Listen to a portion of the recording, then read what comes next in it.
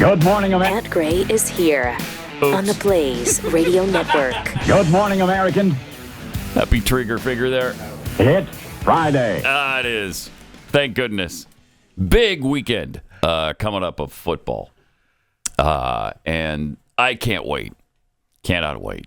The so-called experts for every prediction leading up to the season had BYU winning 4 games this year. 4. They can still reach Where that. are they? What's the record still now? reach that. Oh, that's right. It's 4-0. Yeah, they did reach that. They could reach that. 4 games into the season, they're at 4 wins. We'll see how you're singing after Waco. I know. I think they win again, but we'll see. I believe that they will as well, but yeah, they always struggle with really good. They always struggle in Waco, though. Yeah, well, they struggle in day games, which is a weird phenomenon. Last year they were calling them the Vampire Cougars because they only play well at night, and they're 25-3 at night. When you say in the last few years, we're calling them Vampire Cougars. Yeah, I've never called them. I don't know that except I heard right that. there. It's funny. It is. It's funny. Yeah. But them, those people did that. Okay. And who does Missouri have this week? We're off this week, baby. Oh, we're just sitting back out of bed. We're getting ready to go into College Station next weekend. Oh, okay. I think they beat Texas A&M, right? I did damn well better. Yeah. Notre Dame did, so Missouri's got to. There's a few games that are going to probably be canceled because of Hurricane Helene. That's what I was wondering. But the Bama-Georgia game probably going to happen. Is it? Because that's in Tuscaloosa, so that'll be fine. Auburn and Oklahoma could be in jeopardy. Yeah. And then other Auburn, games, Oklahoma. like Navy, UAB, and Georgia Southern and Georgia State. And I think UT Martin and Kennesaw and Northern Alabama and West Georgia. No one really cares about those games. They didn't know they were happening, and they still won't. So it's Kennesaw, by the way. What did I say? You said Kennesaw. Again, no one cares. Egregious. That was an egregious no one error. Cares. And Nebraska's got Purdue this weekend. All right. Ooh. On Peacock. Wow. So damn convenient to watch it on Peacock. Yeah. It's just another platform. I got to do, you know what I do. I don't know what you do exactly, but I just know it's probably illegal. No, it's never illegal, sir. Okay. It's just a free trial. If you're not paying for the platform, it's illegal. That's not true at all. So it's a free trial, and then you just cancel before? I don't know. I haven't looked into it. If not, Peacock does not. If not, I'll just illegal. Yeah, and if it's not, then I'll do something illegal. Yeah, I'll find a way. Believe me, Really? I know Peacock does not have the free trials. Fine. Huh. Got 15 hours to figure it out. No, we actually subscribed to Peacock during the Olympics because they had so much of the games on Peacock, and then it's like, okay, well, how do I unsubscribe? They make it impossible to. They hide it. They do. Okay. They do. Okay. It was difficult to unsubscribe. Okay. But we found a way. Because my wife email. I'm not paying $6 a month for whatever it is. It's just like, they're going on. It's the biggest expenditure of all time. Yeah. All right. Fine. We'll just drop it. Who cares? I just got it again because I wanted to. We got the NFL games coming up. Peacock? Yeah. What NFL games are on Peacock? Is that the Thursday game? Oh, there's some games coming up over the holidays and playoff games that are going to be on Christmas Peacock. Day. So okay, and exclusively Peacock. Yeah.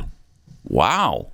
Just like last year. Wow, times are changing. Last year was I was able to get Peacock right at the day of the first NFL game, and then it was good till the second NFL game. But this year is they've made that a little bit different. I'm seeing on my recon here, Jeffy is correct. That's correct. There's no free trial. There's no free trials for Peacock. Yeah, the free trial is you're getting it for at least a month. Okay. So you pay for a month just to watch the game, then cancel it, right? Yeah, then cancel it. No. That's what I would do. And it's not that as difficult as some make it seem. It's pretty difficult. Some of these sites make it impossible. They hide it. They don't let you know. I've looked it up on YouTube before, and sometimes there's not even a. I mean, there is a tutorial for everything on YouTube. Hang on. Except how to get rid of websites sometimes. Hang on a second. I don't know how this happened, but and I haven't checked in a couple of weeks. But somehow I stumbled onto, and I hesitate to say this, but when you went to YouTube during College Football Saturday for the first couple of weeks, there were live games. Yeah, there always are. No. I've tried. I'i've looked there. They weren't. I mean, these were just there for plenty of people to watch and tune in.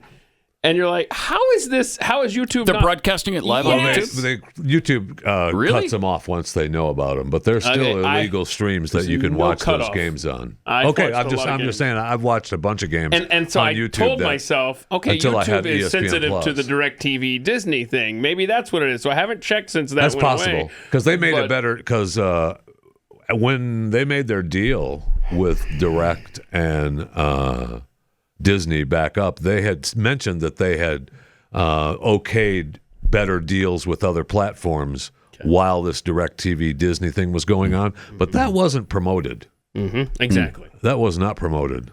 Is it good quality video? Yeah, and it was from like an LA affiliate, and so you'd see LA local commercials and like what's on the ballot for them, and you're like, how is this happening on YouTube? Just streams it. Yeah, and so and somebody's making money though off of this. Somebody's making money. Anyway, it's Is there a hole in the sky too? I swear. Where they it's broadcast the Pat Gray effect is what that is, you know? So anyway, but these little ads would come up during it, and you're like, somebody's getting money off of this, but it's just a quick little 10-second ad and then back to the game. And anyway, it's not during a play, so All right. Anyway. Well, and as for the football games being affected by the hurricane, there are some other issues, more important issues about that. Helene made landfall as a Category 4. Yeah. So it had sustained winds of 140 miles an hour. That's not good. No, that's doing some serious damage. It weakened to a Category 1 as it moved across Georgia overnight.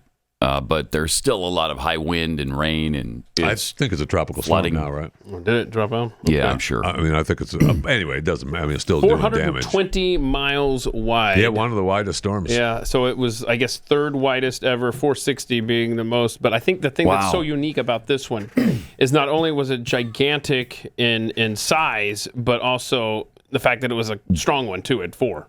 Yes. Yeah. So that's a rare combination there, and please. Sadly, it didn't weaken as it went to land, as they often do. It strengthened. Actually, went from started as a 1, right, and tropical storm, obviously. 0, and but in time it picked up to the 4, and that doesn't happen all the time. Well, the water's really warm, and I mean it's boiling. The seas are boiling. That's Jeffy. correct. So. That's gone beyond warm. They're now at 212 degrees Fahrenheit. So that's going to cause some hurricanes. That's why the storm picked up. That's why. So anyway, a driver was killed when a sign fell onto the car in Tampa. In Wheeler County, Georgia, 2 people died when an apparent tornado overturned a mobile home. Was that spawned by the hurricane? Is that what they're saying? Yeah, because I mean, there's tornadoes and that spawn from all of those hurricanes. Yeah, and a lot of people that listen to this show are reporting, like on Twitter, that flooding and power being out and all over South Georgia and North Florida. Thoughts and prayers are with you guys. Absolutely. Millions of people in Florida without power, and probably a million in Georgia.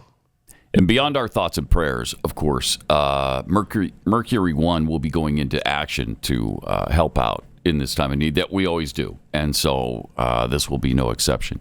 So hopefully, help will be arriving soon. Yes. But the storm is still active. Is it through Georgia now? No, it's still in Georgia. I'll check the radar here. But Tennessee's getting hammered. Kentucky's getting hammered. The Carolinas are getting flooding. hammered. Yeah. Yeah. Jeez. I mean, this thing right now, I'm looking at it's stretching from northern Indiana, northern Ohio, down into South Georgia. Jeez. That's big. It's a big girl. Yeah. So hopefully people who were advised to evacuate did. And that's the problem. Many of these states, Tennessee and Kentucky and even in the Carolinas, they're not evacuating because it's not a hurricane. Yeah. Right? I mean, there's warnings, tropical storm warning and stuff like that. But a lot of these places are just flash flooding and the rain just one day it's the sun and the next day it's, 20 inches of rain. And the rain can be bad enough. It doesn't have to be a hurricane. No, it does not.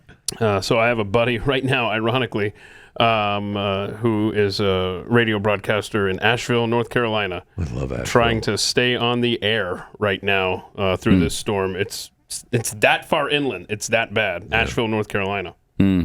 Wow. Jeez. Oh, I remember when we first moved to Houston. I think you'd just gotten there too, Keith, right? Shortly before I did. And Tropical Storm Allison came ashore. And you're thinking, it's a tropical storm. I've seen rain before. I'm not worried about that. And then it never stopped raining for like 3 days. It just poured and poured and poured. And so the flooding was so bad that it was almost unimaginable to me coming from Montana and Utah. You know, even when I lived back east, I didn't see rain like that lasted that long and came down that hard. Plus, we've mentioned this before, when you spit in Houston, you cause a flood. Well, that's the thing. We were seeing. I was seeing people post pictures of different roads flooding in Tampa yesterday, and look at this, they're flooding already. And I'm like, that road floods when it rains. Okay, well, just a regular afternoon rain. So the thing about Allison, if you'll recall, there's a town, and Pat and I just don't understand this, why you don't pronounce it Humble. But it's humble, and 38 inches of rain at a weather station there, and that was with Allison. And she comes on shore, leaves, and then comes back, and then just sits there. I think Katrina kind of did something like that. When these storms have a personality like that, and they come back for more, those are the ones that really leave their mark. Some of them don't even come back. They just say, I'm going to sit here for a little bit. I'm just going to dump on you for a while. I got nothing better to do. I'm just going to hang out here. So also yesterday at the UN in New York, a representative for the Haitian government spoke. Oh, okay. And then this happened. They have a government? They do. Wait, whoa, no, that's not a cup, bro. Dude. Bro, that's not a cup. Respect for its dignity. No, that's a pitcher. You're pouring in the glass. What is happening? He's man's thirsty. The man's got it. The man's thirsty. Dude. What? You take that and you pour that into a different container. Oh my gosh. That's why he's just a representative. Water, right. Big water, ocean water. That's why he's just a representative. The man's thirsty, needs a drink. Oh my gosh. That shows you that they're a little different than we are. Okay? It's like we don't do that. Okay? We don't contaminate the entire Oh, jeez. That pairs well. So much for that coaster. That pairs well with a feline dish, I hear. So. See. What? Tell me what? What, are you going to sue me like the Haitian groups in Ohio are suing Trump and Vance? Oh, kid. But that reminds us of something that happened in Washington, D.C. in 2013. In the short time that I've been here in Washington, nothing has frustrated me more than false choices like the one the president laid out tonight. Oh, no. Okay. Not a good time. Go down and get a drink. Not a good time. The choice isn't just between big government and big business. That water, hurt Marco too. Big water, that ocean hurt water. a lot. That hurt him bad. Yeah, it did. Yeah, people were like, "Okay, I can't vote for this guy." What do you? And he was. And it wasn't a big deal. No, it wasn't. It was a dumb moment, but it wasn't a big deal. I love this. It's just. No doubt his mouth went so dry he absolutely had to take a drink. Right. But I mean, same with the Haitian guy. What was so bad is you could have lessened the severity of that by 80% if you just reached over instead of I'm gonna still look at the camera while I'm reaching for my water. Right. Or you mentioned, let me get a drink here. I got it. Something. I don't know. Yeah, pardon me. Yeah. It was just so awkward. Yes. And the awkwardness we can't handle. No, we can't. Can't handle the awkwardness. No, we can't. Except on The Office. We love all the awkwardness on The Office, and we eat that up for years and years and years, but not in real life. Not in real life. Nope. Don't give that to me now. We couldn't ever vote for him for president. That ended his little Marco campaign before it even began. Not the foam parties. That. Yes. Right. Okay. Exactly. Yes, it was the drink of water he took. That ended it. And actually, we went, it was, were you there, Jeffy? It was me, Glenn, and Stu. Went to his event to mark Marco Rubio's event here in Dallas. He was really good. He is great. He's I good. mean, I remember when he was first running for Senate. I mean, we had him in the studio and talked to him, and he was awesome, and he always has been awesome. I love Marco Rubio. I mean, he's a good man. But, he's not going to be president. No, he's not, because he took that drink of water. Yeah, that's right. Because he dared to get thirsty. How dare you? I'm taking a drink of water. You're a politician making a speech. You don't drink. You don't drink. So great. All right, 888-900-3393. Let me tell you about the Jace case. This is something that is so handy. Not just handy. It's almost mandatory to have as we talk about what's going on in the world right now. And you think about the fact that China manufactures almost all of our medication. So what happens if anything goes wrong with China? What if we're not friends? Oh, right. Which we're already not. Correct. I mean, look at the natural disasters that are going on as we speak. Yes. There's so many different things that can interrupt the supply chain. That's why you need to have the Jace case on hand. It comes with 5 antibiotics that can treat the most common and deadly bacterial infections. And then you can do add-ons like EpiPens or ivermectin or go to the website and look at the list. There's a lot of stuff. All you have to do is fill out a form online. They'll review it to make sure you're not allergic to any of this. And then they send it to you. It's fantastic. It's the Jace case for any kind of emergency or just because it's convenient. You know, maybe you're going on vacation and you want to take medication with you in case you get sick on vacation, as I always do. And usually know what it is. And then this comes in really handy. Go to jace.com, enter the promo code PAT at checkout for a discount on your order. That's promo code PAT at jase.com.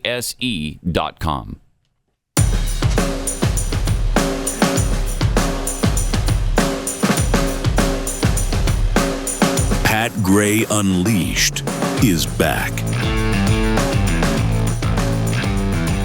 Yesterday we were stunned to learn that Joe Biden is still president of the United States. And apparently there's more evidence of that. Was he meeting with another world leader yesterday? Yeah. Met with Volodymyr Zelenskyy yesterday. Yeah. Just look at how he just stares off vacantly forever. And then Zelensky's he kind of looks over there every now and then like, I mean, like, you got anything to say here? Are you alive? It's so awkward for Zelenskyy.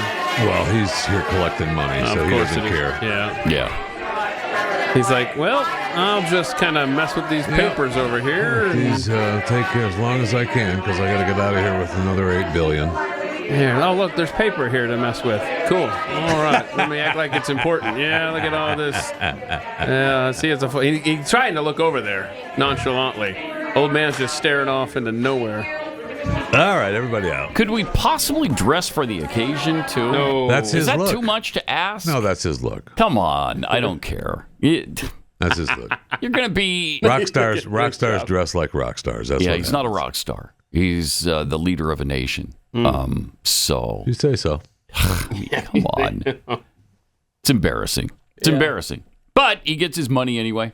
Yep. Yeah. How much did we promise yesterday? Oh, was it I was joking when I said $8 billion, but I think it is $8 billion. It's 6 or 8 billion, somewhere in there. Yeah, it was another massive amount of money that we're sending to him. Sure is, yeah. And every time he comes, he gets more. Yeah, he doesn't show up leaves, here for nothing. And he gets more. And we just keep sending it no matter what.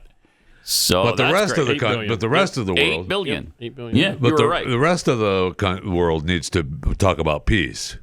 We need to. Yes, Israel. Those dirty Israels, man. They need to. The dirty Israels. The dirty Israels, man. They need to stop. Jeffy channeling his inner Chris Cruz. Now, he's meeting with Trump today, and I would love to be a fly on the wall in that conversation. Yeah. To hear what he tells Zelenskyy. That'd be interesting. It really would. Harris, for her part, yesterday was trying to be presidential while talking about Ukraine. Oh, God. Sure International rules and norms are not some abstract notion. They provide order and stability in our world. They support American security and American prosperity. Yes. And when they are threatened anywhere, they are threatened everywhere. Nailed it. Okay. How did you know she was going to say that, Pat? I don't know. It just came to me. I'm sure she answered all kinds of questions when she was done with this, right? I'm sure she because she was there with Zelenskyy was standing off to her right. Yeah. But actually, what happened is they just walked off. Yeah. Mm. Yeah. No While questions. the press is yelling Nothing. questions. Yep. She said her little piece, read her little piece, and then it was bye-bye. Bye-bye. Because what's she going to say? She's not going to answer anything anyway. So you might as well not pretend like you're going to answer questions when she's not going to. Here she is on isolationism. And history reminds us, and history is so clear in reminding us, the United States cannot and should not isolate ourselves from the rest of the world. Read it. Isolation is not insulation. Oh, catchy, huh? Oh. I like that. Tell that to our founders. Because they didn't want us involved in Europe's messes. Yeah, but they didn't have Vladimir Putin threatening democracies around the world, Right. Okay. Mm-hmm. Yeah. So we've got to take care of everybody now. Yeah. Okay. That's right. Seems like we've been doing that. How's that gone so far? How has that Hasn't gone gone? very well. Not really well. No, not really well at all. And apparently, was she drunk again? I don't know how long ago was this clip. I just saw this yesterday, and it's just we had to have this. Welcome to the Role Model Club. Role Model Club. It's tough. Oh, wow. Being a part of the Role Model Club means being in a room where sometimes you may be the only person who has had the experiences you've had.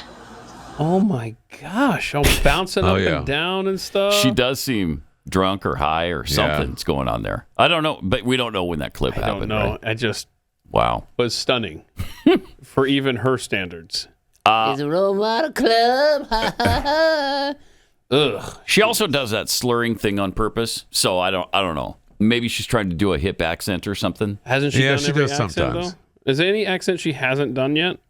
Not that I know of. No, not that I know of. Then CNN asked a kid about Kamala.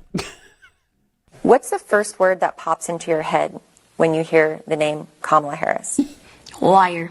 Ah! Boom. Nice. I saw some other clips of kids that were Pull that liar. Yeah. Liar. I saw some other clips that from this CNN kid bit that they did, which was agonizing, but I didn't see the liar. I saw where they were all, just all in for Kamala.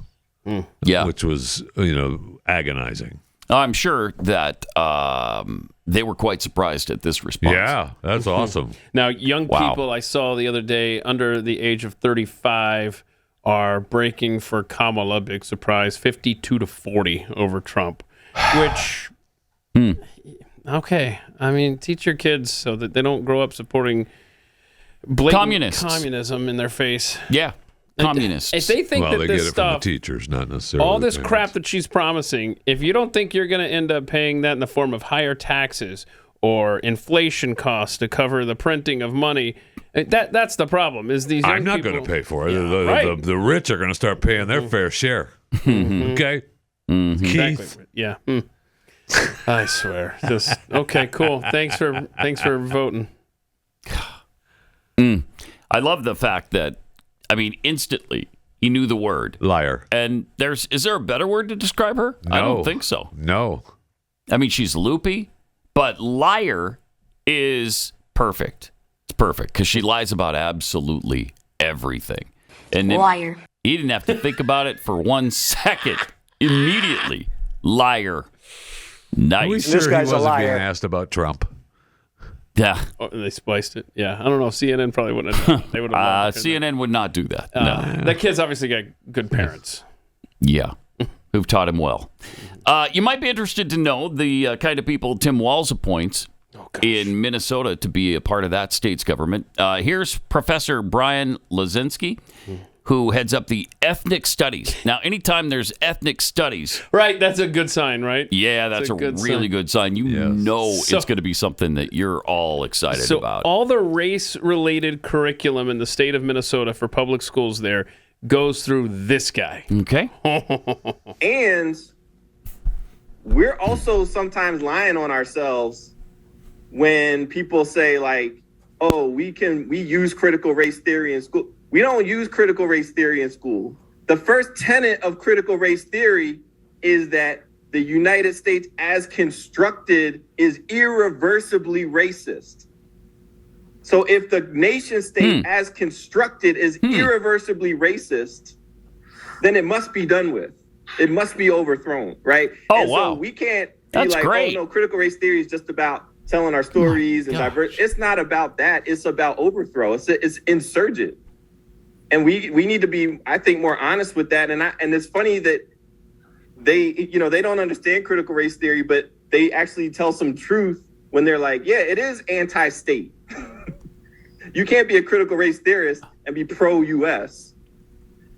Huh. Okay. It is an anti-state theory that says the United States needs to be deconstructed, period. Right. Like that's, and so I think it's an interesting argument there. And that's why I'm a critical race theorist.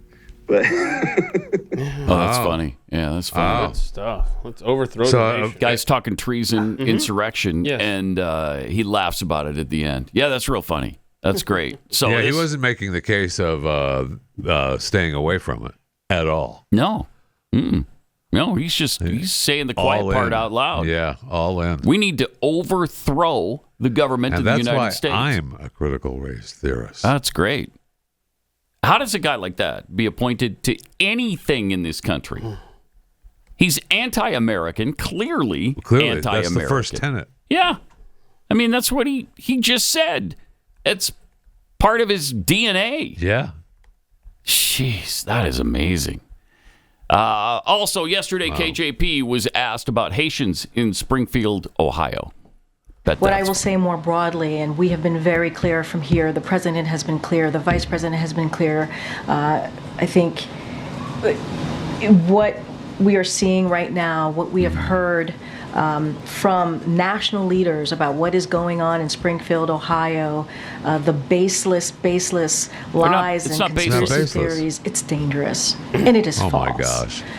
That's dangerous. But to go after immigrants in that way, who are there legally, helping a community, not really. Economically, helping, they're helping who are the community, in that community, economically, and saying these baseless lies, it's dangerous. Oh man, I'm really disliking her more and more every time I see her. Oh, I can't wait till they're out of office and we don't have to see Curly anymore. I don't want to look at her. I don't want to hear from her. It is agonizing. Yeah, she can stand there and call Donald Trump a threat to democracy all she wants, and she's defended that. She's fine with that. Continue to demonize him. Continue to tell everybody he's a threat, but don't say a word about Haitian refugees.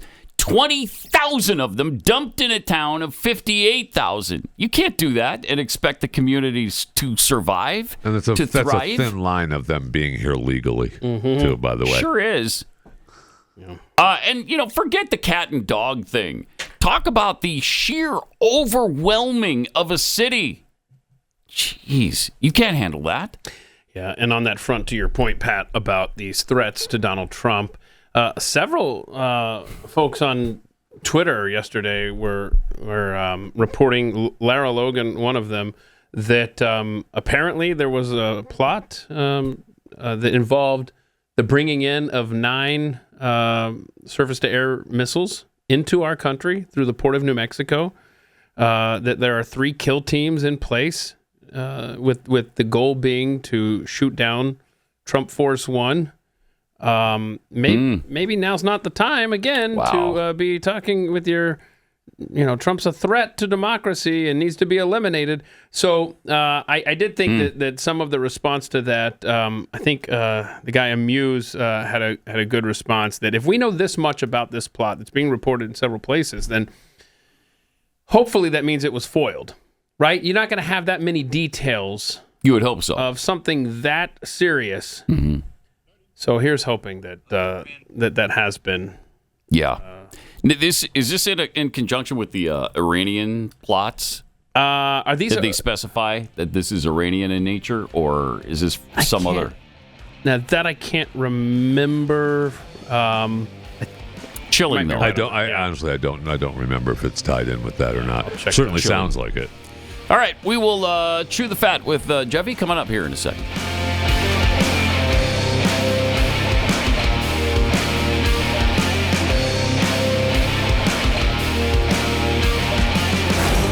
Pat Gray Unleashed.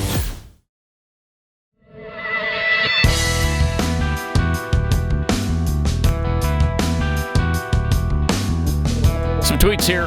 D Matters tweets, since fat shaming is verboten on Pat Unleashed, we will not rename Hurricane Helene Hurricane Lizzo. Let me That's right. Yeah, we will not do that. It's wide, though. Yeah. Mm-hmm. Lizzo's not that wide anymore. She's been working out. She's looking good. I'm sorry. She's been what? She's been working out. She's been looking good. Did I stutter? I'm making sure I heard what I heard. Mm-hmm. She's looking good. Yeah, we saw the photos, the before and after. Mm-hmm.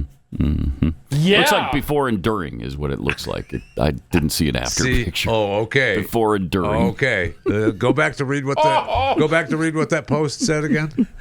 We don't fat shame. That was stealth. Right? Pat. Yeah, thank you. Thank you. All I said was it was, it's a current photo. Did he stutter? I heard what you said. Good question, Keith. Uh-huh. Right, because I didn't stutter. No, you did not.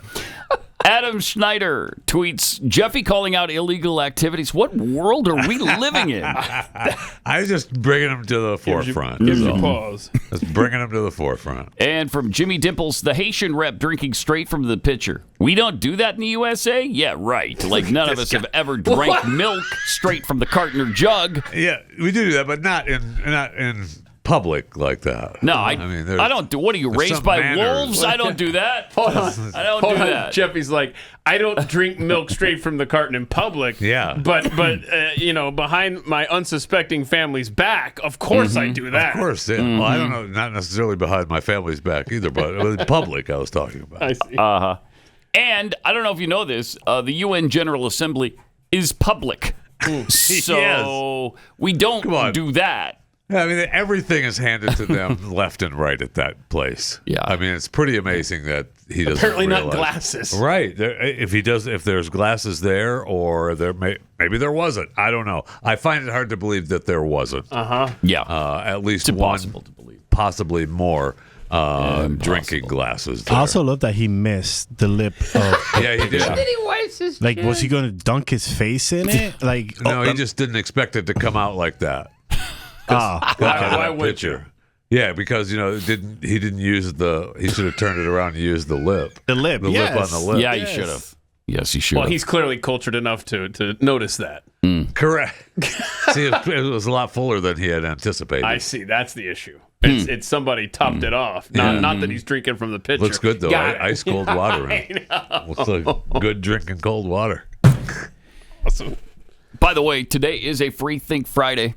The Paranormal Ranger, Stanley Milford, will be on with us, top of the hour, coming up here. So he is a guy who has seen all kinds of paranormal activity. During his investigation as a paranormal ranger. Yes.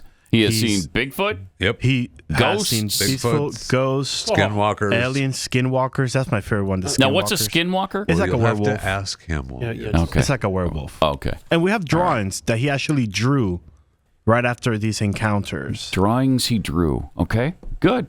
I want to see drawings he drew. I really do. I do. I really don't like talking anymore. You, man. I really hate talking anymore.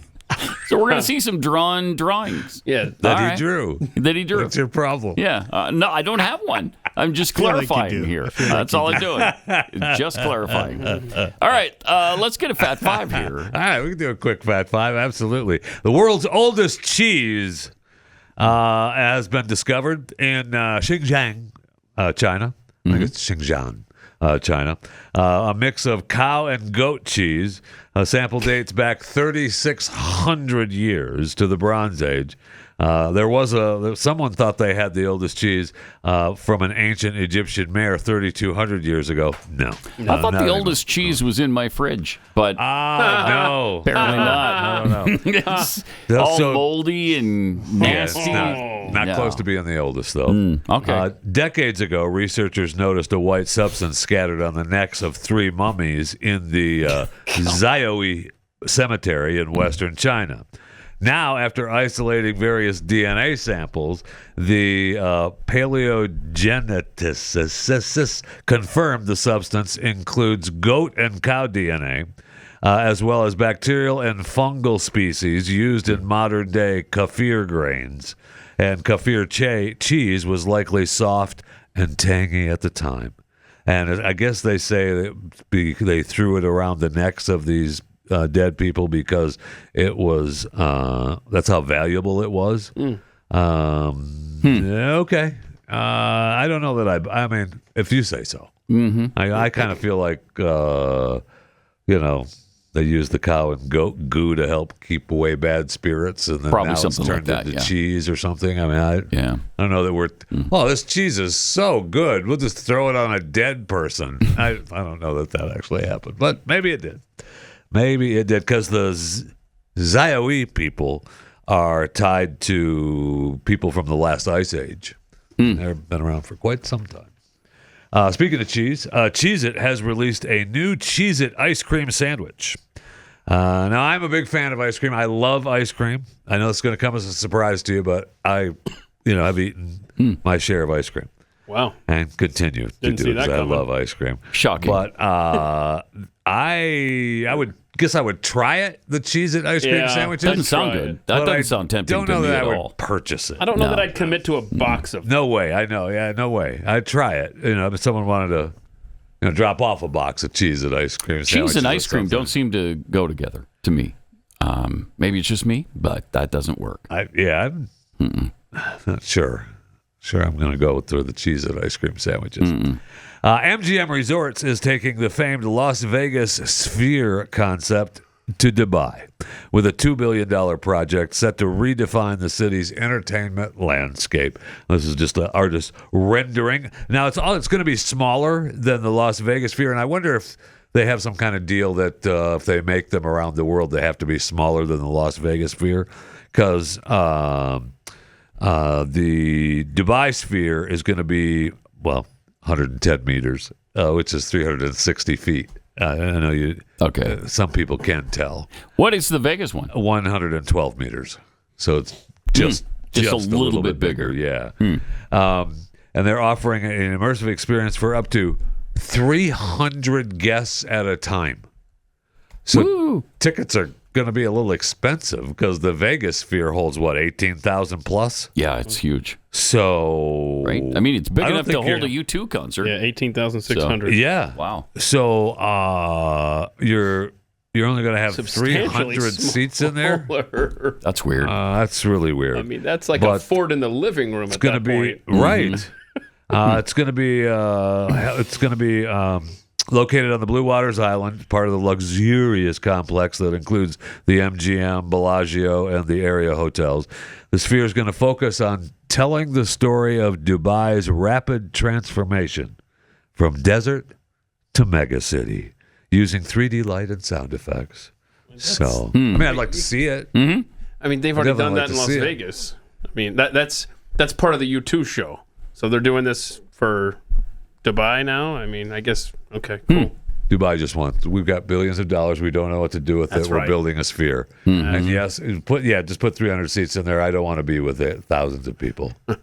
And that's the way it goes. Yeah.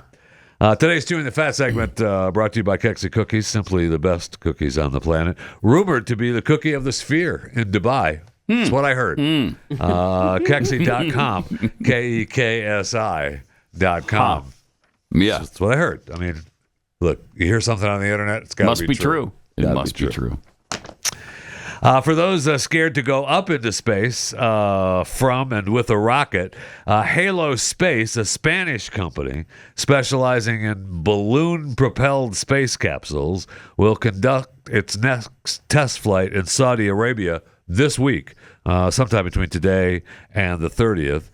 This is the sixth test flight. Will feature the Aurora prototype capsule, aiming to reach an altitude of 30 kilometers.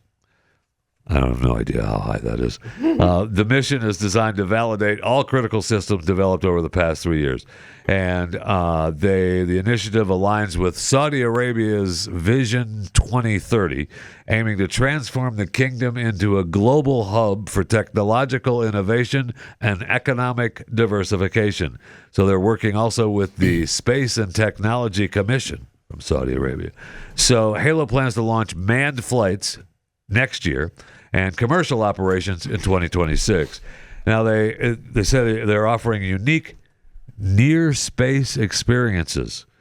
So, I mean, 35 kilometers, that's not even... That could be 3 inches, could be 3 million miles. Nobody knows. I mean, the Carbon line is 60 miles, right? No, yeah. 60, 62 miles, something like that. Something like that. Mm-hmm. That's more than 35 kilometers, I guarantee. So 21 miles is 35 kilometers. Okay, so that's not even a third. That's not I mean, you're not even there. Near space. A third of the way to... Yeah, you're not even near. I let go of a balloon and the Costco parking lot goes higher than that. Uh-huh. Okay. All right, have fun. They claim they're going to serve around 10,000 passengers by the end of the decade, enhancing Saudi Arabia's space tourism ecosystem. Okay. All right. Cool. All right. Sure. They've got some big plans in Saudi Arabia. Yes, they do. And they're actually trying to put them into practice. Yes, I mean, they're building that building that's 115 miles long or whatever it was. Oh yeah, I don't know that's. I feel they're like building that's that. paused. No, I think they started it though. Okay, they started it, and that's part of that city that is supposed to be springing out of the desert. Yes, that's correct. And I don't know even if it doesn't happen, they did start it. In Jeddah, they're building. Aren't they building the world's biggest building? I think the tallest one. Yeah. Yeah. Taller maybe than the Burj. Yeah. So they've got some big plans. I don't know if they can pull them off. We'll see. They want to up their tourism ecosystem. Well, we've upped ours now. Up yours. Up yours, Saudi Arabia. As long as we're in space, NASA posted a picture of Earth from Mars. The rover captured a glimpse of Earth from the surface of Mars. And additionally, one of the pictures you see Mars moons in the picture. Do we have that?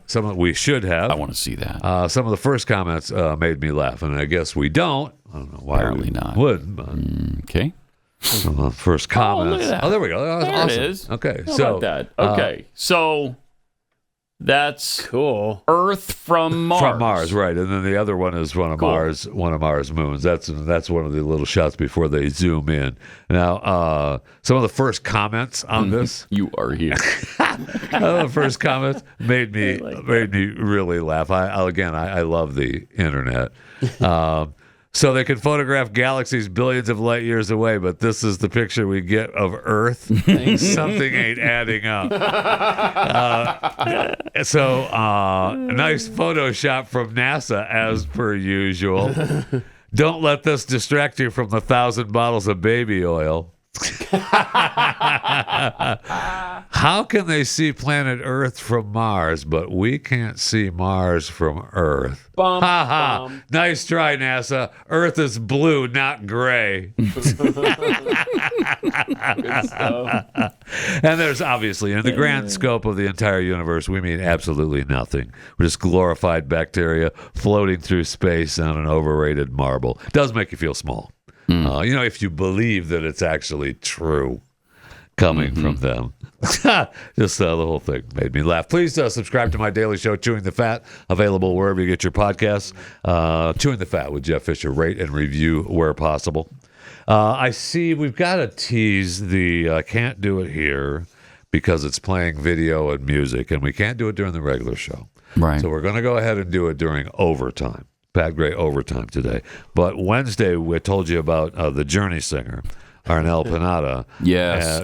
My gosh. He took to Facebook. We actually heard that after we talked about it, and it is worse than you could imagine. So we're going to do side by side between the winner of AGT, America's Got Talent, the janitor, singing with Journey. Right. And then the Journey singer. The Journey singer. Who's been in place since 2007. Right. Don't forget. Right. And he's got the blessing of the band. He's got the blessing of Steve Perry. And he just said people were, the clip that people were complaining about was pretty bad. Yes, it was. It was very bad. Very bad. And he's messing with his earpieces. He couldn't hear.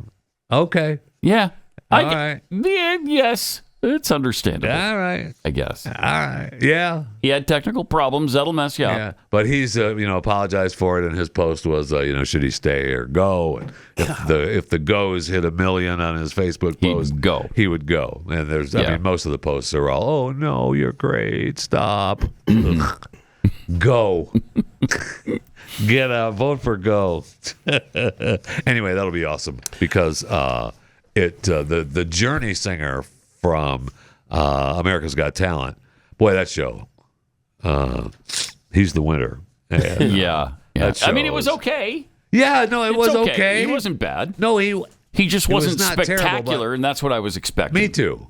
Yeah, me too. I wanted spectacular. And he sounded fine, but he sounded fine for a janitor from Indiana. Yeah, he did. That's fine. But Great. to win No the competition, right? I know. I know. Now, if his competition was the Journey singer on that particular night, you're good. Then you're good. Great. Congratulations, yeah, you've won. You win. And the band showed up, right? The band showed up and played with they did, which was his dream. So I guess maybe like America's Got Talent is kind of make a wish now. It's really not fair to the other contestants that Journey played with him while he sang. How is that fair to everybody else? That was after he won, right? No, Had to have been after he heard won, it was right. Yeah, it was before he won. Oh my gosh, that's like making it to the church softball championship game and then hiring some MLBers to come in and play with you. Yeah, on your team. You're right. That's not fair. If that was during not fair the at all. contest, no. Oh, by the way, I'm going to play with the actual band. What do you say? Right. By the way, real quick, that Mirror Line building in Saudi Arabia, the 75 miles long, 1,600 feet tall. I love this. It's so long, they're having to take in the curvature of the Earth into account as they build it. Wow. Which, of course, I mean, if the Earth is flat, I was going to say, this is obviously a bullcrap story. I thought the Earth was flat. The whole thing is BS now. Just taken care of. Okay. That's awesome. That is amazing. I mean, we got the baseball season wrapping up, right? Except for some games in Georgia this weekend. Monday. The A's ended they're playing in Oakland. Oakland no longer has a major league team, a professional sports team but now. They went out on top. They're moving to Vegas, right? Yeah, they're moving to Vegas, but for the next 2 years, they're going to play in Sacramento. So stupid. That's right. Before they get to Vegas, because and the Oakland fans are not happy with the Oakland owner, and guess what? He hates you right back. But they sold out yesterday. It looked like yes, with they the did Rangers when they played the Rangers. The Rangers were in town for the final game, and they won. Yep. So are they in the playoffs? Do the A's make the playoffs? No? No? Way down. That shows you how much I've been paying attention. Plus, I mean, that's the reason that the team is moving, because no one is going to the games. Right. Now they're whining because we're here. Yeah, we're here. Where you been? Yeah. But it's a catch-22 because they say, win some games and we'll come. Right. So let's just take a quick peek here at the A's.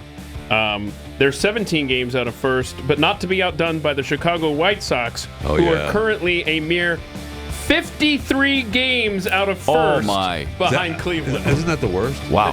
Second worst of all time. Bad. Pat Gray Unleashed.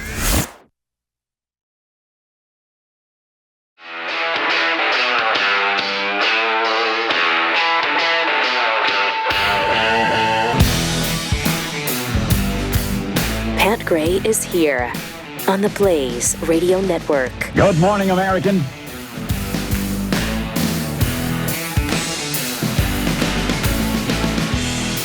It's Friday. Thanks for joining us. Welcome to it. 888-933-93. It is a Free Think Friday. Whatever we call it. Is that what we call it? Yeah, that's right. I guess that's what Free you Think call Friday. it. That's where we are right now. And so this is where we talk about theories, conspiracy kind of issues that have come up over the last year or so. How long have we been doing this? Year and a half? I don't know. At least 20, 30. 20, 30 years? 20, 30 years, yeah. Oh, okay. Well, man, time goes by fast. It only seems like a year.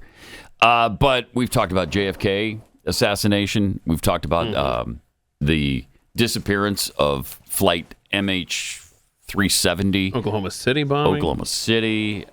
Goes on and on. Las Vegas shooting. All kinds of things. And today, we're speaking with the Paranormal Ranger, Stanley Milford Jr. From dozens of Bigfoot sightings in the San Juan River Valley to a deeply disturbing UFO visitation near Satan's Butte. That's interesting, just right there. Right there, yeah. You might expect bad things to happen near Satan's Butte. Some may. Some will say that, yes. To a poltergeist-like haunting of an office in Window Rock. Sulfur. The cases he's investigated led him to an inevitable conclusion. There is so much more to this world in our vast universe than we can imagine, and we've only begun to scratch the surface. That's what he says in the book, in the introduction to the book. So this should be fascinating to speak with the Paranormal Ranger. He is a Navajo investigator. He searches for the unexplained. That's why he's seen things like, a wide range of stuff, from Bigfoot to UFO sightings. Stanley, welcome to The Blaze. Thanks for joining us. Good morning, everyone. Hello. Hi. Glad to be here. Great to have you. So tell us about your experiences. How did you become an investigator of paranormal activity? How did that happen? Well, the agency that I worked for was a tribal agency. And if you consider the cultural background of the majority of Native American tribes today, there's like 570 something recognized Native tribes. Wow. Well, within each of those tribes, you have the cultural background. And in most Native tribes, you have the elements of things like shaman or medicine men that provide healing practices and things based on their own culture. They go back sometimes thousands of years. Right. Not so like the supernatural is kind of it's built into the culture. And so with that, how I became a Navajo Ranger was I was attending the University of Arizona. I was studying pre-medicine at that time. I'd been accepted to the pre-med program. And the director of the Parks and Recreation Department with the Navajo Nation had contacted me, which I'd worked with him before. And he asked if I'd be willing to come back home and go to the Federal Police Academy. They were needing a ranger in some of the park areas like Monument Valley. So I came back and went to the police academy at FLETC, the Federal Law Enforcement Training Center, and I graduated, came back home, and they issued me a badge and a gun, and I began working as a commissioned law enforcement officer. So that's, in a nutshell, how that happened. And so I was a commissioned, sworn federal police officer. So tell us, we've got some photos that you've apparently taken during your investigations, and or drawn. Pretty fascinating, yeah. And you've drawn some, but there's this Bigfoot footstep, I guess. Looks like this. Yes. And how do you differentiate between like a Bigfoot of a Bigfoot and say Shaquille O'Neal walked through that area? Well, there ain't too many Shaquille O'Neals running around on the Navajo reservation, but it depends on the context in which the footprints or tracks were made. In those cases, there was usually a sighting of one of these things by a family member or a tribal member. In one of the cases I dealt with, there was an elderly Navajo woman who had what was called sheep camp. The elders will graze their livestock up into the high mountain areas in the summertime because it's much cooler and there's a lot of green foliage for the livestock to feed on and a lot of water, of running water. So up there, she encountered one of these things that stepped over into her sheep corral and picked up one of the sheep and took off with it. And she reported this to the Navajo Rangers Department, and Rangers were assigned. And so that's how you end up with the tracks that a lot of times that are associated with these. Did you ever see the actual Bigfoot or just the footprint? On two occasions. One of the investigations, I did see this thing through the use of night vision equipment and thermal equipment within, I would say, approximately 100 yards of where I was at. Wow. And on another occasion, Did it just disappear? I would drive. It did. Okay. And I find, I'll explain here in a little bit, but my theories in the disappearance and appearance of these things. Okay. But I would drive back and forth from Monument Valley, which was about 4 hours away from where I lived, on my days off. And as I was driving back home, I was coming through a area that gets a lot of snow in the wintertime. And there was probably about a foot of snow at the time, even on the highway. And as I was driving, something crossed over in front of me, in front of my patrol unit, probably around 100 yards, maybe even less than that. And it wasn't a bear. It wasn't, livestock. It wasn't a human being. It was much larger than that. And typically, these things are described as being covered in hair and much taller than a human being. Yeah. And that's what I seen. And it went up an incline that you or I would have had great difficulty in going up that incline as it crossed the highway. So this drawing that we're seeing of the Bigfoot, this is representative of what you saw from through the night vision. Right. Okay. Through the night vision. Now, is that? Do you think that's a female or? The appearances of the Patterson Gimlin films. Right. Yeah. Film depicts most likely a female Bigfoot. It's interesting. And it's always a female, but she's a looker. I don't know. She was big. I'll say that. What? Like how big? Like 8 feet, 9 feet, 10 feet? How big do you think? I would say at least 8 foot. Maybe 9 foot if you compared it to the next day in observing the fallen trees and foliage that was around where this thing was at. Yeah. So 8 foot, 9 foot. Interesting. Yeah. So you believe that they don't disappear? They're going into another realm then? I don't. Jonathan Dover, my partner at the time, he's a retired lieutenant. Him and I, we avoid this idea of believe. We get people asking us, do you believe in Bigfoot? Do you believe in ghosts and UFOs Just and know all what of you're this stuff? seeing. We were trained as criminal investigators. And when you go into an investigation, you're going in a blank sheet of paper and you're not having any preconceived ideas. You're there to gather evidence and information, take witness statements. You collect all of that information and you put it into a report. Right. And then I apologize. So I know you don't believe that. I get it. So during your investigation, did you find that they, in their disappearing acts, were they going into another realm or were they actually just poof, gone? Inconclusive, probably. Well, one of the cases that you'd mentioned earlier was this haunting in Winter Rock that I investigated. It was in an office space.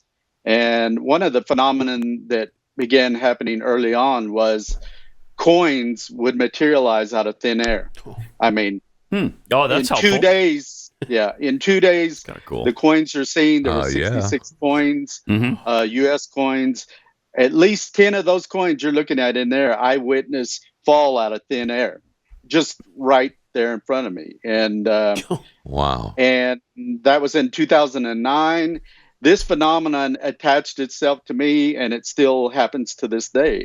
Matter of fact, last month I had the most incidents of the coins apporting that have, within 3 weeks, I had 4 coins that fell in my bedroom, and these were all dimes.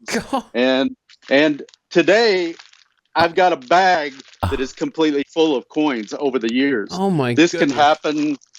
I can be traveling. I've traveled to Scotland on presenting with John, and had the coins happen there. I've had it happen in Toronto, Canada. it can happen anywhere, and it's out of the blue. I can be at a gas station and it can happen, really.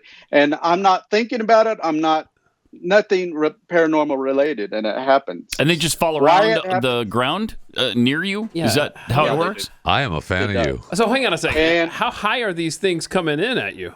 Well, during the original investigation, they would come from the top corner of one of the rooms, which was probably the top of the ceiling was probably a good 11 feet, 12 feet. And it would come from the top corner of the room and come flying across maybe 30 feet. Sometimes they would hit us. Sometimes. Okay. But one of the really curious things about that was that the coin will hit just like any other coin that you take out of your pocket and flip into the air. Uh-huh. It'll hit, it'll maybe arc and then come in and spiral and fall over. Out of all of these coins, they've all landed heads up.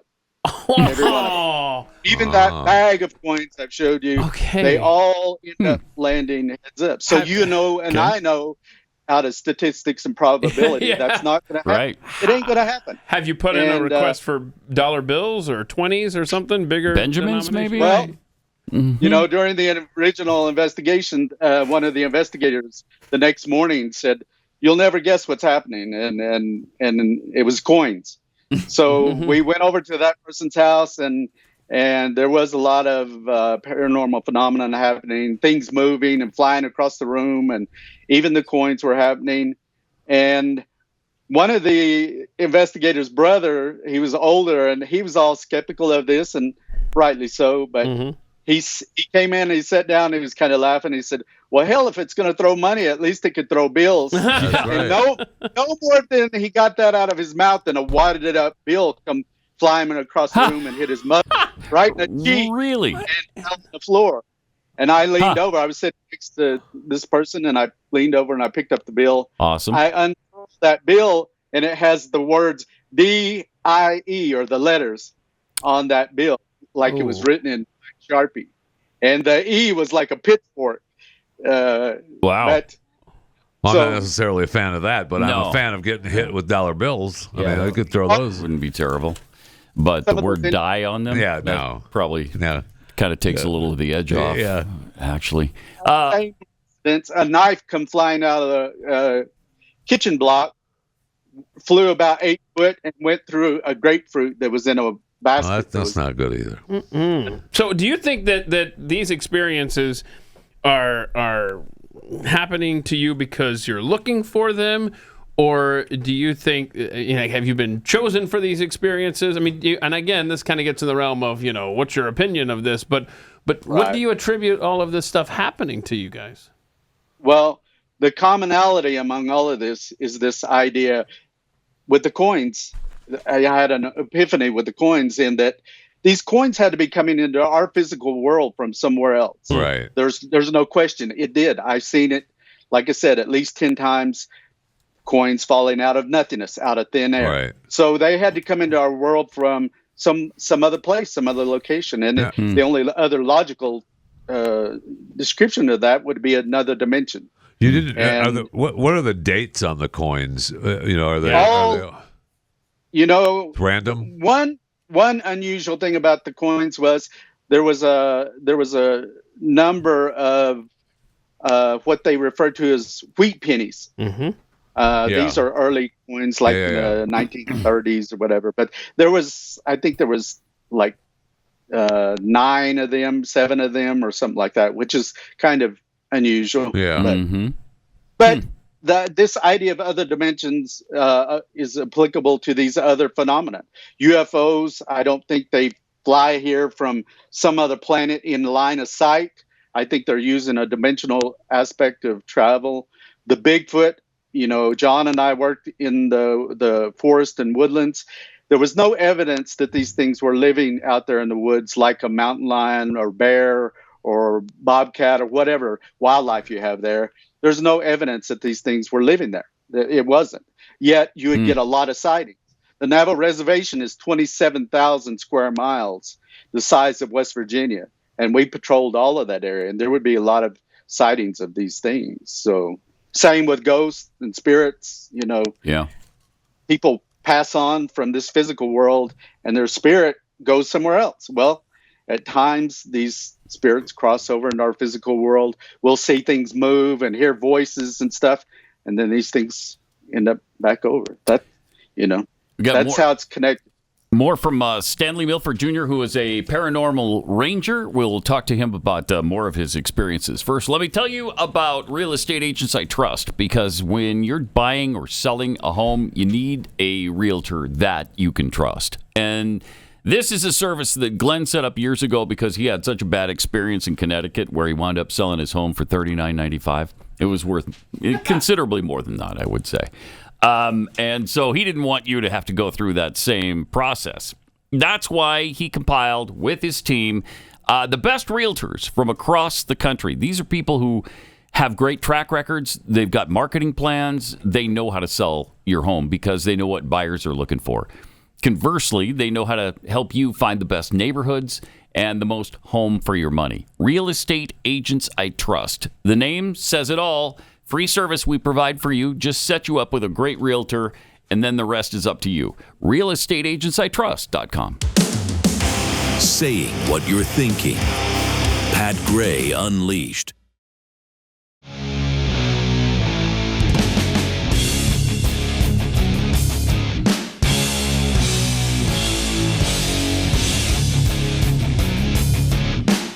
Welcome. Great to have you with us. 888-900-3393. It is a Free Think Friday. We've been talking to Stanley Milford Jr., who is a paranormal ranger. And Stanley, I mean, this is fascinating stuff. You were talking about some of the coins that seem to come out of nowhere and are sort of thrown at you. Why? What do you think the motivation of that is? Why would whatever entity this is be throwing coins at you?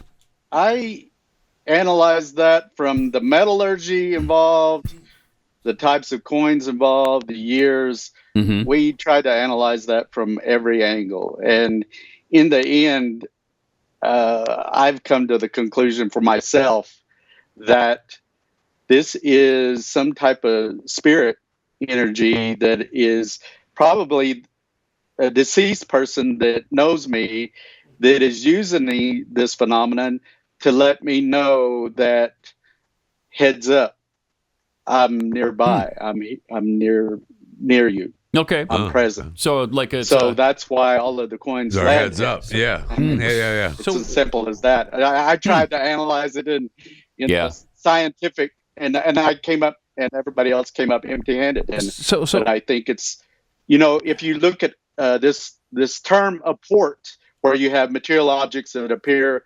It happens all the time around the globe, and I think spirit is able to manipulate something the size of a coin relatively easy as far as the energy goes. That's what I wanted to ask you, Stanley. In your experience, when the coins have happened at the gas station or inside houses, how wide of an area is this happening to you geographically?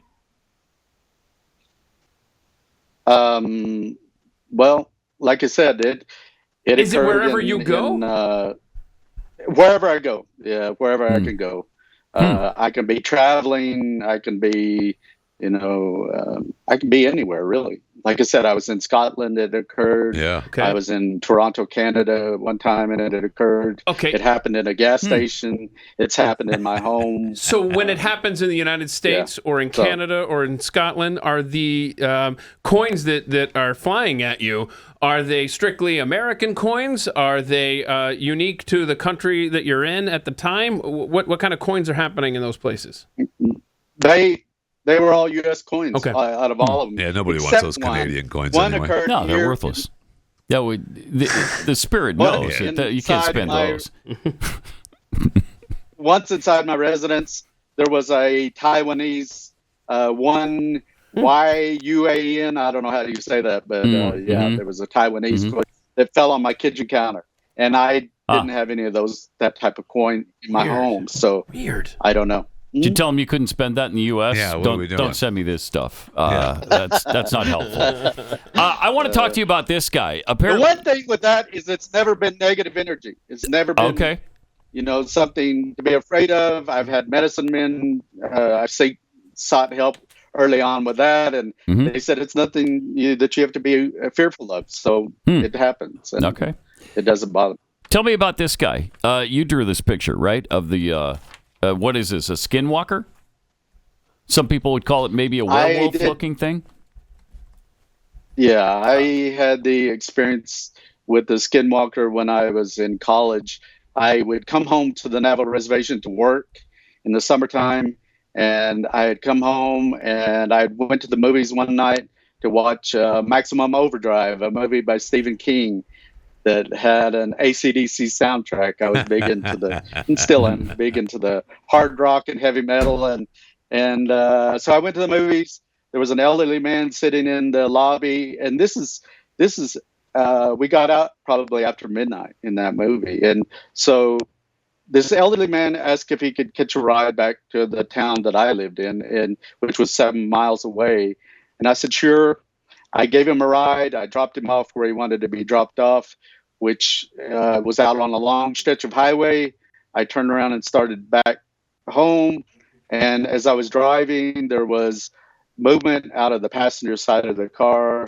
And on the inside of the right-of-way fence that parallels the highway, there was something moving. And I assumed maybe it might have been a horse or something, but this thing soon jumped that fence. And it got closer and closer to the car. And what was next to the car is what I drew. This thing to the top of the back was about 4 foot tall.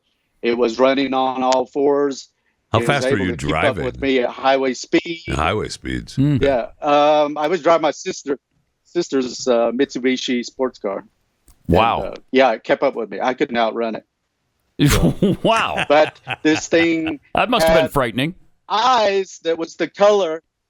It had eyes the color of, like when you go to the movie theaters and that orange exit sign, that color of orange is what this thing's eyes look like. Do we think it was after your sister? I looked over that way and we locked eyes, and I don't know.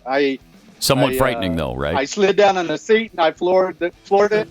Yeah. It was. It was wow. It was a life-changing experience. All right, more with Stanley Milford Jr., Paranormal Ranger, coming up in just a minute. Hang in there.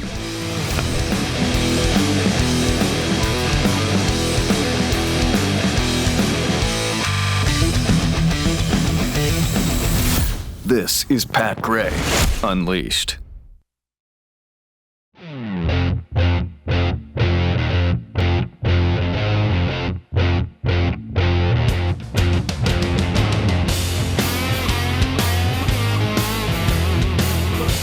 Welcome. Great to have you with us. 888-900-3393. Pat Unleashed on Twitter.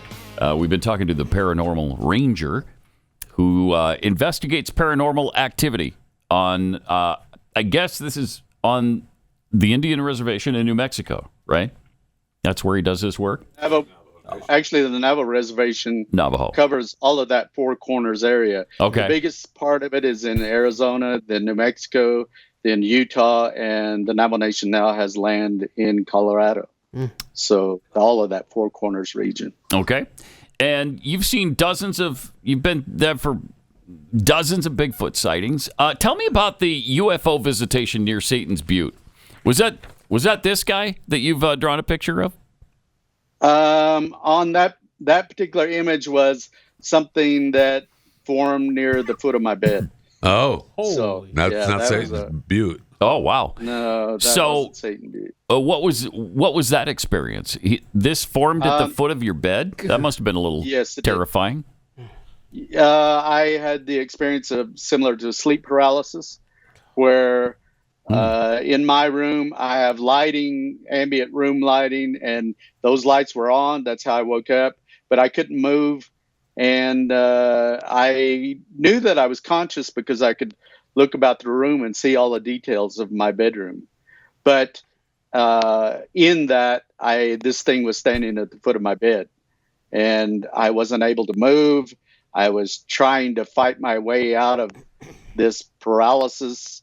And at the moment that I did come out of that, I pretty much like sprang out of the bed, but this thing was gone at that split second that time. That it was. Yeah.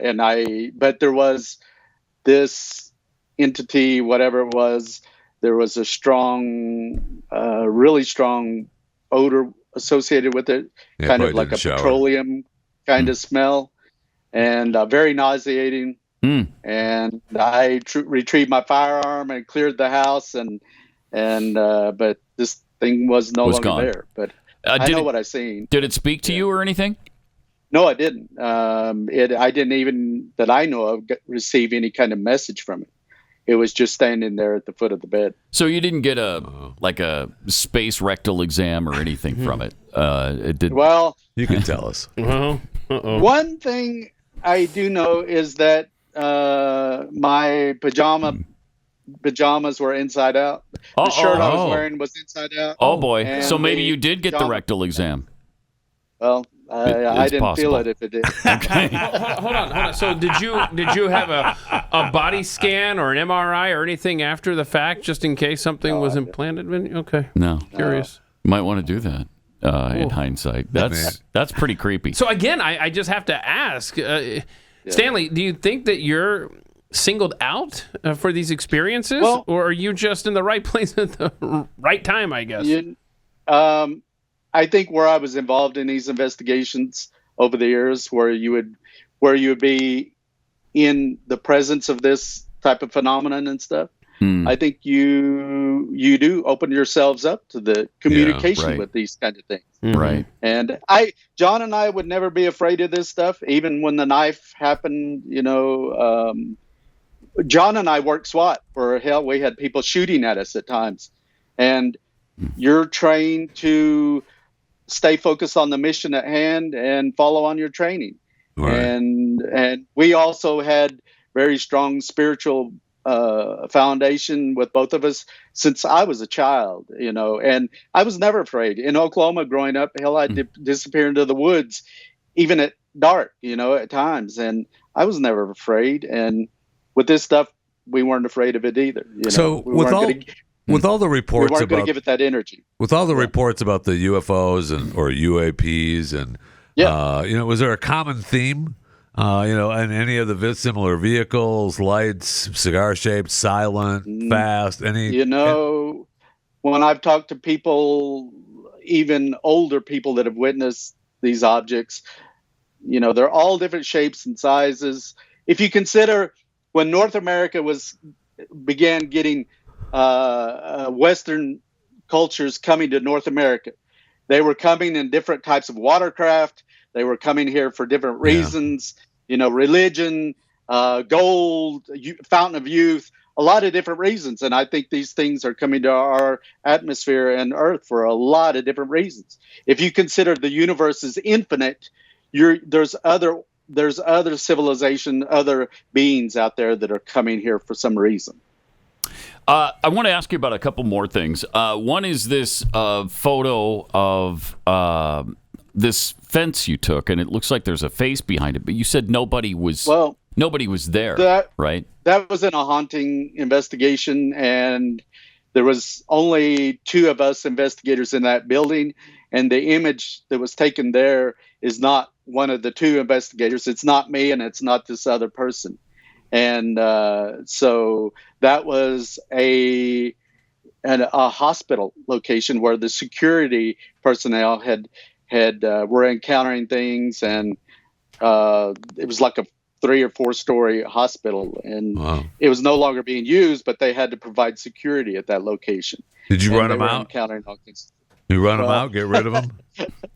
No, we didn't, and that's really not what we were there for. We were there to determine if there was some type of phenomenon going on and try to validate that. And a lot of times when people were having that activity in their residence or whatever, they would have to seek the clergy or a medicine man or somebody that is capable of Ghostbusters.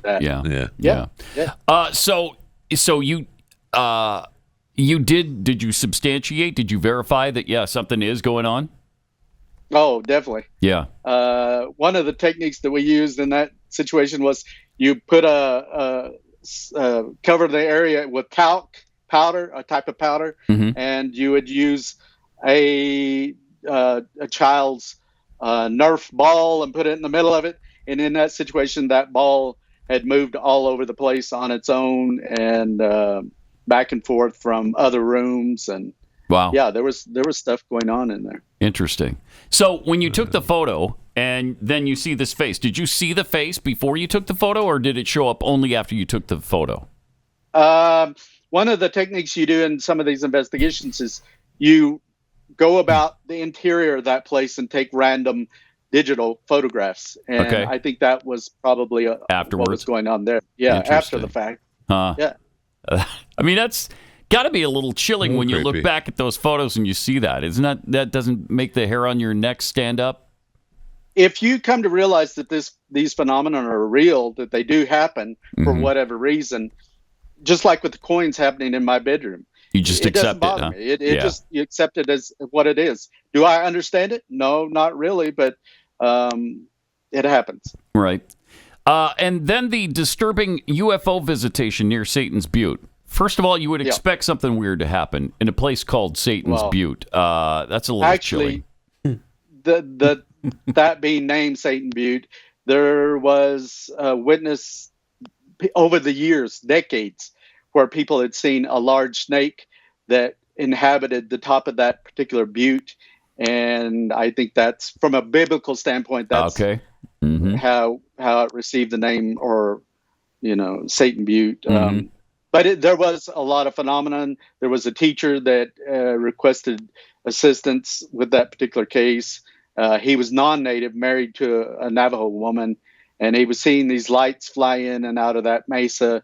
And later on, there was other phenomenon where he actually seen one of these shape-shifting beings, skinwalkers you often hear. I found later on that this was on the same longitude as what is known as Skinwalker Ranch or Sherman Ranch up in Vernal, Utah. Everybody calls they it were that. on the same longitude. Yeah, and it had a lot of the same phenomenon occurring in that location. Yeah, and later on, I did work with the crew up at Skinwalker Ranch, and there's odd stuff occurring there too. Wow. So you write in your book, The Paranormal Ranger, that opening yourself up to all of this, Bigfoots, UAPs, made you hopeful for the future. Do you still feel that way?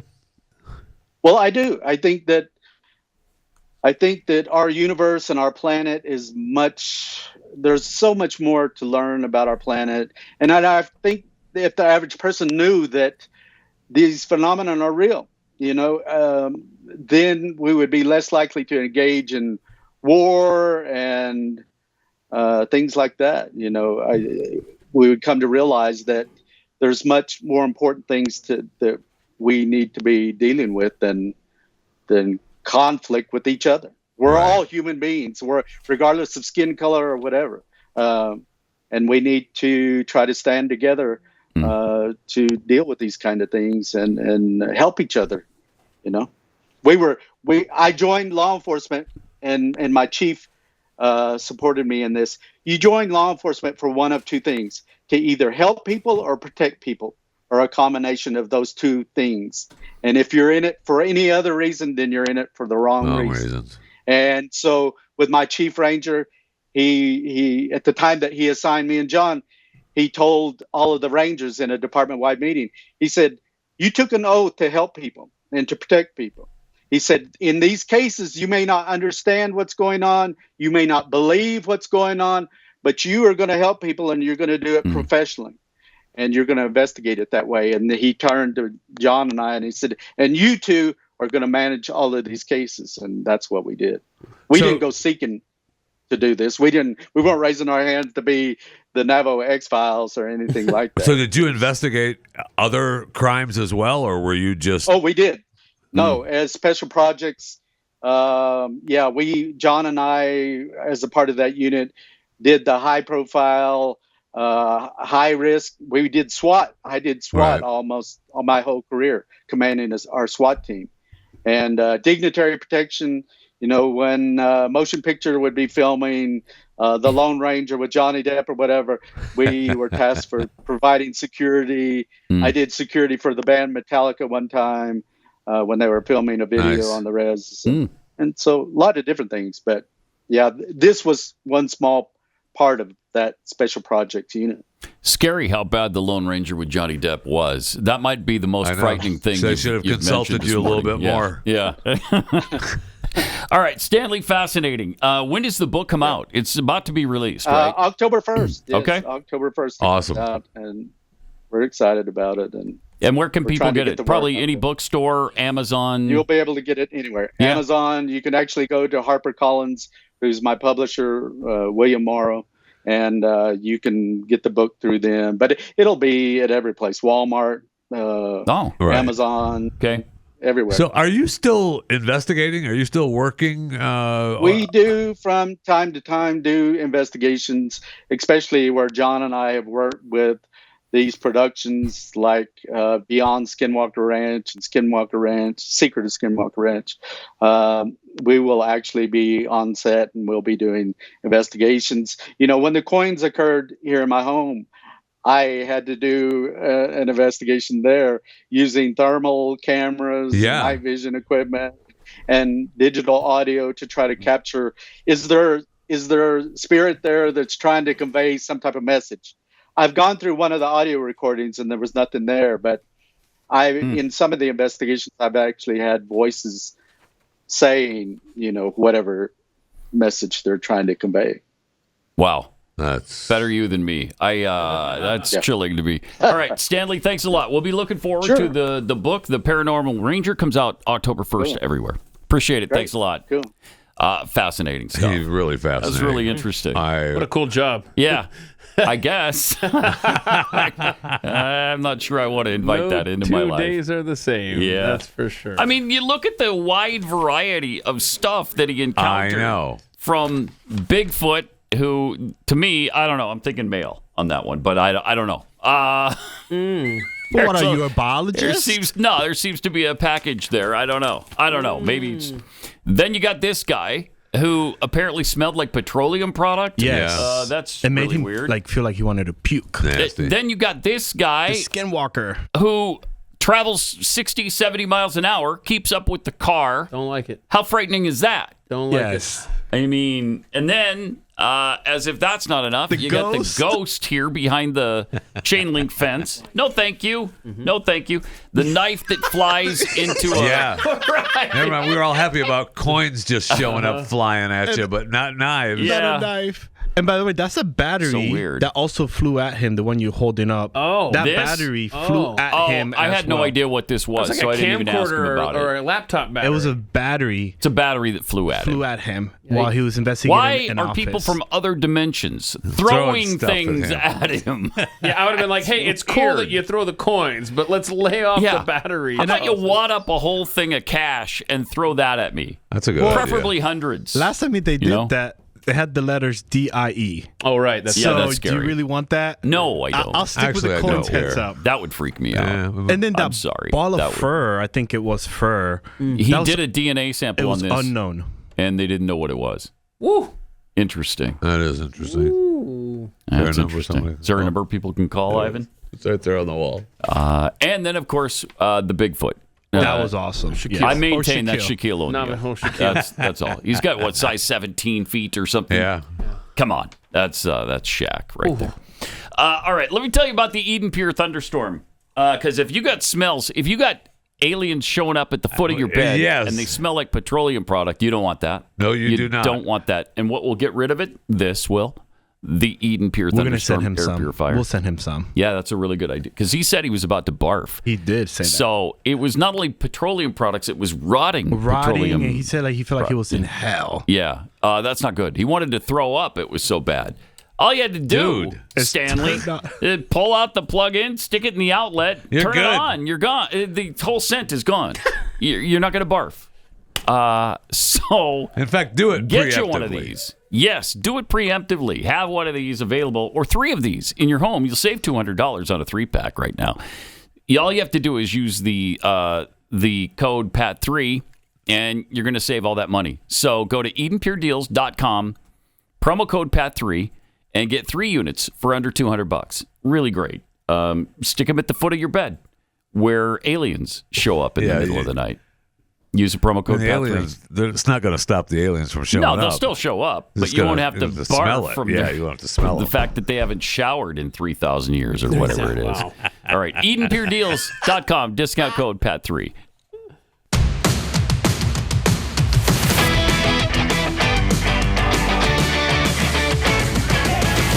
Pat Gray returns.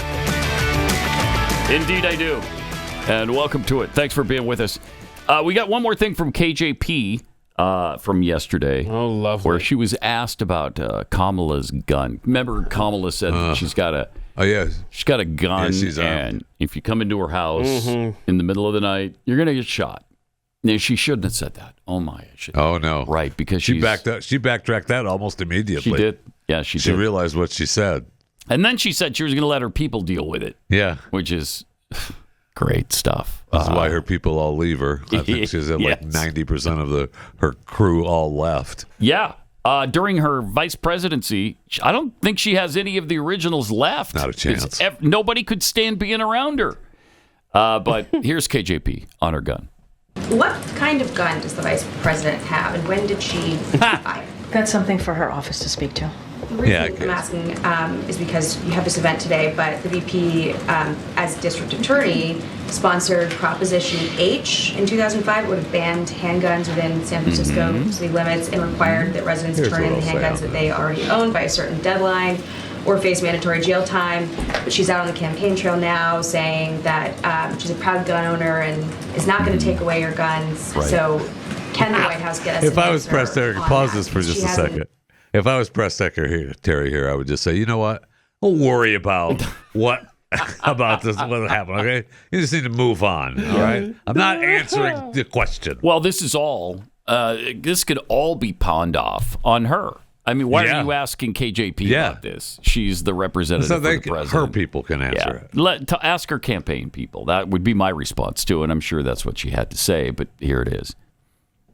Answer on that, because she hasn't, and her campaign officials also haven't answered that question even on television. Look, a couple of things here. She's going to answer that. Okay. When it comes to the VP and owning a gun, she can speak for herself. The campaign could speak for that. Her office can speak for that. Sure, I'm not. Sure. That's for them to speak to. Yeah. Okay. Okay. What was that? She didn't answer it. It was my answer. Yeah. Which I would have done the same thing, because that's a hard one to get through. You can't. There's no explanation for it. She's a liar. She has flip-flopped on every single thing, every policy position she's ever taken. I'm surprised she didn't talk about the weapons of war and getting rid of those, though. Because she didn't need to speak to that. Clear on that. She didn't need to speak to that, Jeffy. That's for her campaign to speak to. She's the unless she already knows. President. She already knows that the vice president's weapon is one of those weapons of war. Oh, whoa! And it could well be. But as was brought up by the question, she tried to ban handguns. Correct. In San Francisco in 2006? It's not like it was in 1984. So it's either a gun she tried to ban or it's a gun she wants to ban. Yeah. Yes. Either way. And she wants to ban it for you anyway. Not she doesn't for her. want to ban it for her. Well, she's important. She's got to have protection. Thank you. You don't need protection. Who'd want to kill you? Are you talking specifically Jeffy? Other than anybody in this room. I felt like he was talking specifically to me. Yeah, and there might be a few answers to that question, Pat. I believe that there is, actually.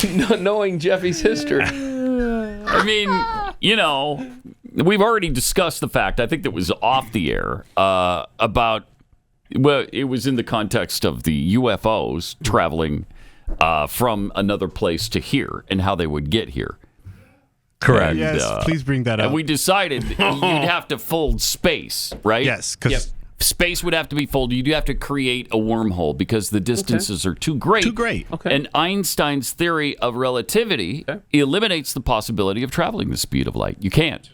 You can't. And why is that? Why is that, Pat? Why can Because as you approach the speed of light, your mass increases. Whoa. Right? Oh. And the closer you get to the speed of light, the larger your mass. Okay. And some will say... Some would say, I wouldn't because I don't mass shame. Some would say Jeffy is traveling near the speed of light right now. I've been closer. I've been closer. Yes, you're slowing down a little bit. And that's because the mass had built up to the point where you must slow down now. But we don't mass shame. We don't. We don't. We do not. Mass shame. So I wouldn't say that. I'm just saying that some would. Right. Far be it from me. Wow. To mass shame. So I wouldn't do it. So that's cool.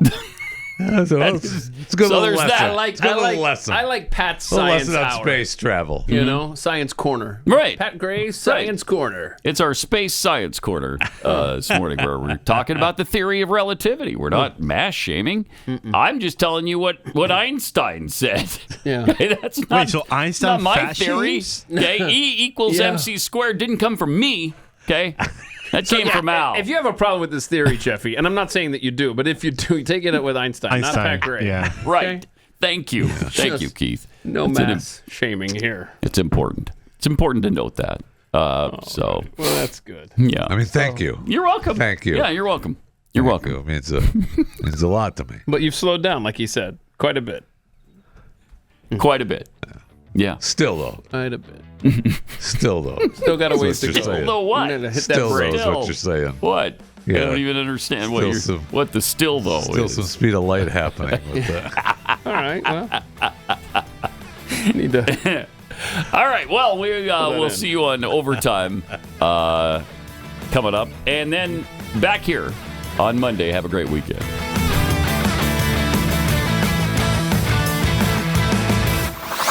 This is Pat Gray Unleashed.